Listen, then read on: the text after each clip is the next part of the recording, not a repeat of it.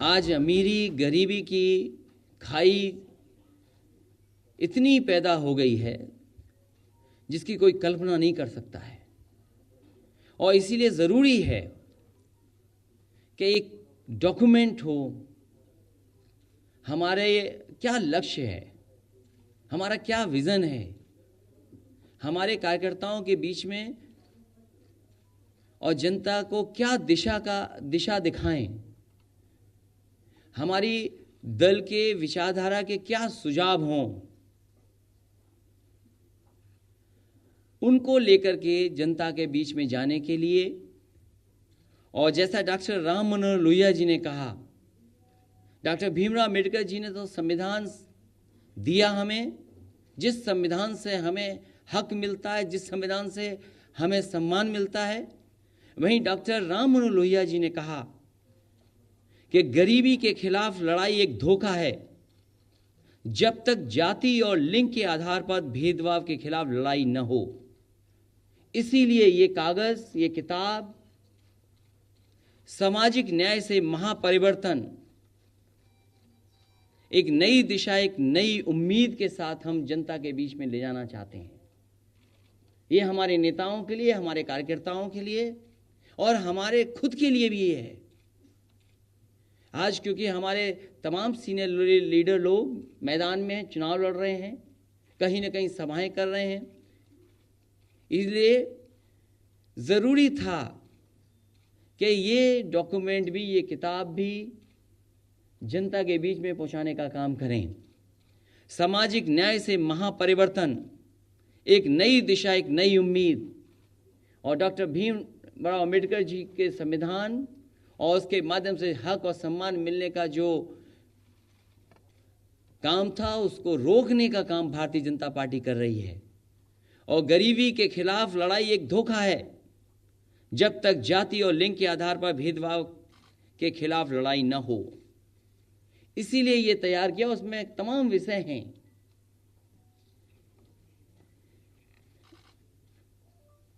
कि किस तरीके से वर्तमान सरकार ने उद्योगपतियों को लाभ पहुंचाए हैं, अमीर को अमीर बनाया, गरीब और गरीब होता चला गया। जो खाई है वो बड़ी है, कम नहीं हुई है। और अगर हम खुशहाली चाहते हैं, अगर अर्थव्यवस्था हमारे लिए खुशहाली लाए,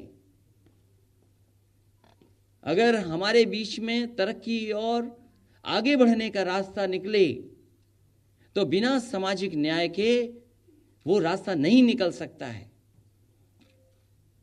जब आंकड़े देश के बेरोजगारी के हम जानना चाहें तो सरकार छिपा रही है। हम वो आंकड़े सरकार से जानना चाहें कि कितने किसानों ने आत्महत्या कर ली, वो आंकड़े सरकार छिपा रही है। कितने बड़े पैमाने पे बेरोजगारी है, वो आंकड़े छिपा रही है। तो ये जरूरी बनता है कि कम से कम सब आंकड़े जनता के बीच में जाएं। समाजवादियों की कोशिश होगी कि केवल ये आंकड़े जनता के बीच में न जाएं। इसके साथ साथ हम आबादी में कौन कितना है, ये भी कहीं ना कहीं पुराने आंकड़े जो हमेशा वादा किया गया लोकसभा के on the floor of house, सभी दलों ने, देश के सभी राजनीतिक पार्टियों ने और नेशनल पार्टियों ने भी हमेशा on the floor of house ये कहा कि जो ये सेंसस हो रहा है, इनके आंकड़े हम सार्वजनिक करेंगे, हम पॉलिसी कैसे बनाएं उसमें इस्तेमाल करेंगे। और सरकार जब ये दावा करे कि जो आंकड़े सरकार के हैं, हालांकि हम उस पर प्रश्न लगाते हैं, लेकिन सरकार ये कहती है कि यही आंकड़े हैं जो वर्ल्ड बैंक एक्सेप्ट करती है, हमारे वही आंकड़े हैं जो IMF एक्सेप्ट करती है। तो हम जानना चाहते हैं कि आखिर बिना आंकड़े आए हमारे देश की खुशहाली का रास्ता कैसे निकलेगा, और बिना सामाजिक न्याय के, बिना सबका साथ सबके विकास के देश खुशहाली के रास्ते में नहीं जा सकता।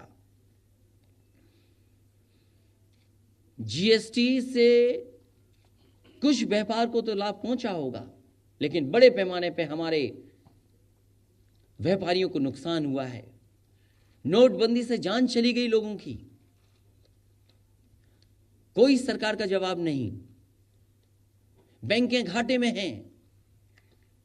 इसलिए जो विकास की रास्ता दिखाया गया है